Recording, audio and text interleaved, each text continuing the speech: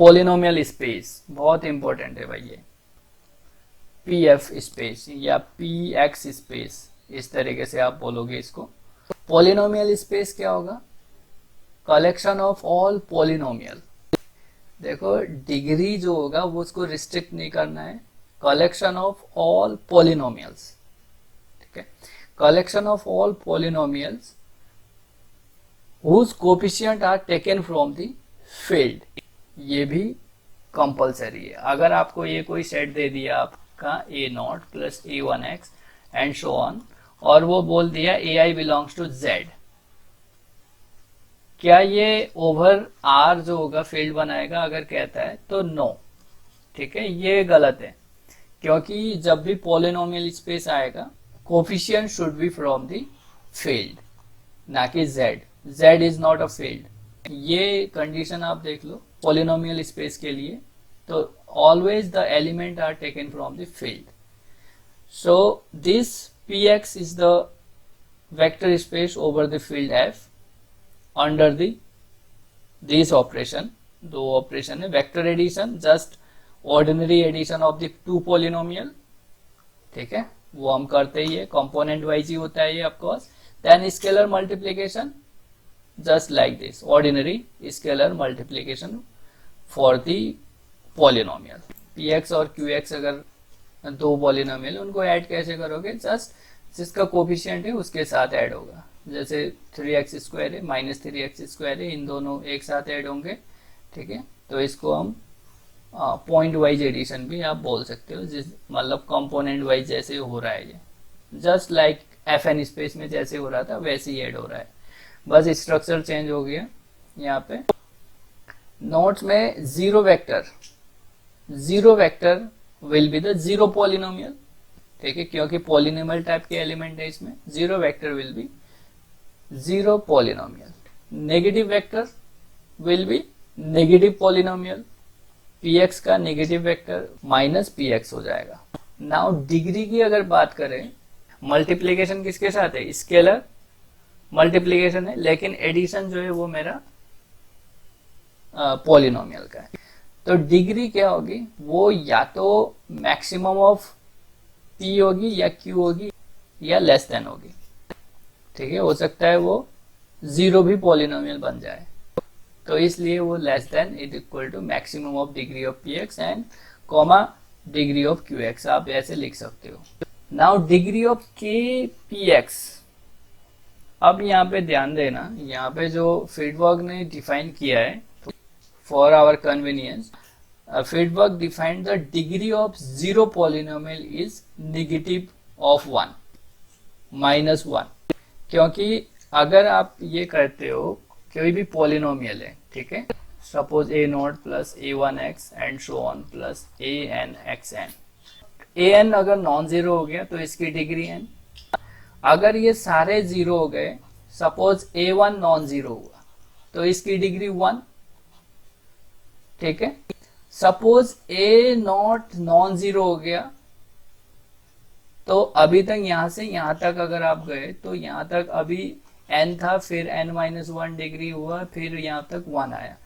तो जैसे ही a0 non zero constant है, तो a non zero constant can be written as this one, just like this.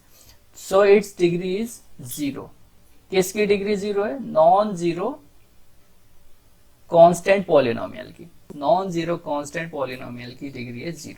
अब 0, 1, 2 and so on, n plus 1 किसकी होगी? अगर हम यहाँ पे an plus 1 x to the power n plus 1 आके लिख ले तो अब ये तो अगर इस तरीके से बढ़ता ही जाएगा तो डिग्री बढ़ेगी, क्लियर है। और हम इस तरफ डायरेक्शन में आ रहे हैं, राइट टू लेफ्ट डायरेक्शन में आ रहे हैं, तो 0 तक हमें मिल चुका है।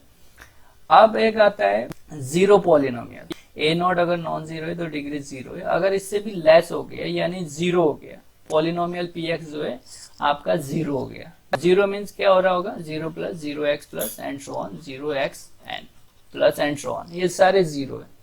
तो पॉजिटिव में तो रख नहीं सकता, अगर पॉजिटिव में कुछ रखेगा तो वहां पे आगे क्या आ जाएगा? आपका पॉजिटिव की डिग्री हो जाएगी, जो कि जीरो पॉलिनोमियल नहीं हो पाएगा।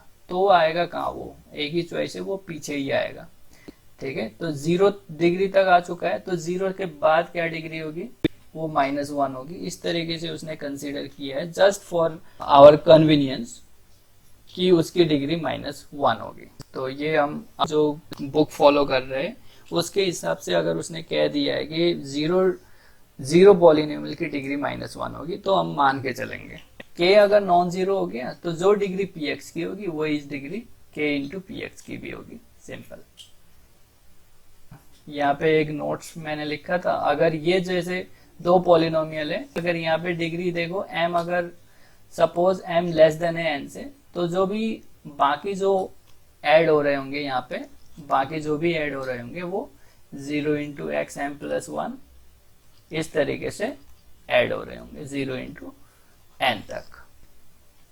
ठीक, अगर m लेस देन है, अगर n लेस देन है तो यहाँ ऐड होके m तक पहुंच जाएंगे, तो फिर हम उसको ऐड कर लेंगे इस तरीके से।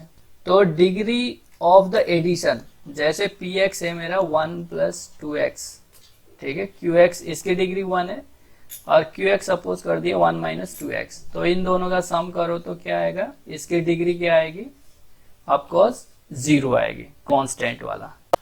ठीक है, तो तभी मैं कह रहा हूं इसकी जो डिग्री होगी, degree will be maximum of less than equal to maximum of degree of px comma degree of qx। तो इसमें क्वेश्चन है फोर्थ क्वेश्चन EFGH, इसी पॉलिनोमियल स्पेस से रिलेटेड है। बहुत सिंपल है, जस्ट एडिशन करना है।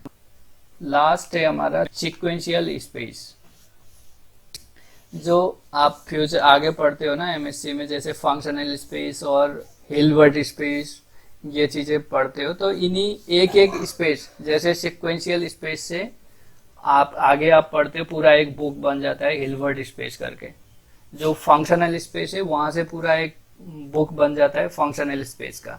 तो ये एग्जाम्पल है, लेकिन आगे जाके इसमें एडवांस अगर पढ़ते हो आप तो एक एक बुक आएगी इसमें, अभी तो हम एग्जाम्पल कर रहे हैं। तो सीक्वेंशियल स्पेस में just collection of the all sequence of f। Sequence क्या होता है, just function from natural number to f। This f is called sequence of this f। Sequence of real number क्या होगा, function from natural number to r। Sequence of complex number, function from natural number to c complex number पे। तो इस तरीके से collection of sequence, just vector addition, just addition जब sequence हम करेंगे, सपोज an सीक्वेंस है bn सीक्वेंस है, इनका एडिशन करेंगे तो an प्लस bn, तो जो भी सीक्वेंस होगा an क्या होगा यहाँ पे nth टर्म जो होगा सीक्वेंस का वो हम लिखते हैं, तो इनका जस्ट एडिशन जो होगा इस तरीके से डिफाइंड होगा, और स्केलर मल्टीप्लिकेशन जो होगा इस तरीके से डिफाइंड होगा सीक्वेंशियल स्पेस में। ठीक है, so zero vector, zero sequence, trivial sequence, ठीक है, जो 0 टाइम्स रिपीट हो रहा है ये।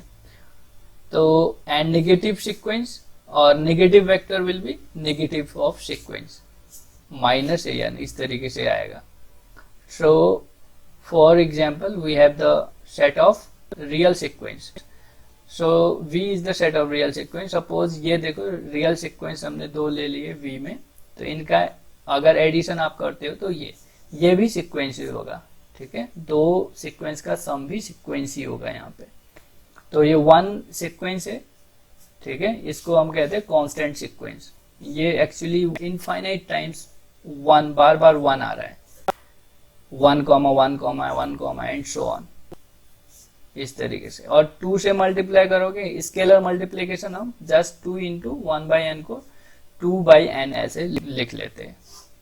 ठीक है, तो इसमें अगर आपको देखना हो, ठीक है, zero sequence is the zero vector and -1/n is the negative vector of 1/n। Exercise का क्वेश्चन नंबर 20 में क्या है, ये सीक्वेंशियल स्पेस है, f की जगह r लेना है और बस यही डेफिनेशन है। ठीक है, सम ऑफ 2 सीक्वेंस इज सीक्वेंस, इस तरीके से आप इसको बता दोगे।